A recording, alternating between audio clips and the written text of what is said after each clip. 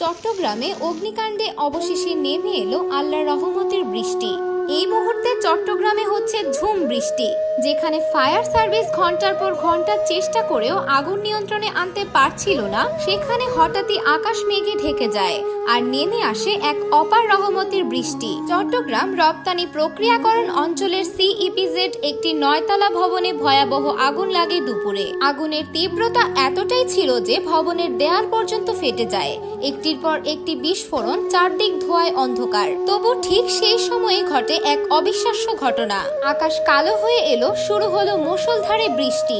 Fire সার্ভিসের কর্মীরাও যেন স্বস্তির নিঃশ্বাস ফেললেন, কারণ এই বৃষ্টি তাদের পাশে দাঁড়িয়েছে যেন এক নীরব সহযোদ্ধা হয়ে। বৃষ্টির পানিতে আগুন পুরো নিভে না গেলেও অনেকটাই নিয়ন্ত্রণে এসেছে বলে জানিয়েছে ফায়ার সার্ভিস।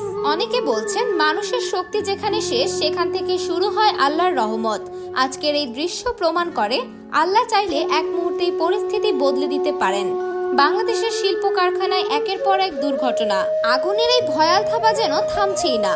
একটি আগুন নিভে না নিভতেই অন্য কোথাও আবার নতুন খবর। এ যেন এক নীরব বিপর্যয়, যেখানে মানুষের ভুল, অসচেতনতা আর অবহেলাই বড় কারণ হয়ে দাঁড়াচ্ছে। কিন্তু আজকের দিনটা শুধু ভয়াবহতার নয়, আজকের দিনটা আল্লাহর রহমতের সাক্ষীও বটে। যেখানে মানুষ হেরে যাচ্ছিল আগুনের সামনে, সেখানেই বৃষ্টি এসে দেখিয়ে দিল মানুষের শক্তির শেষে শুরু হয় আল্লাহর করুণা।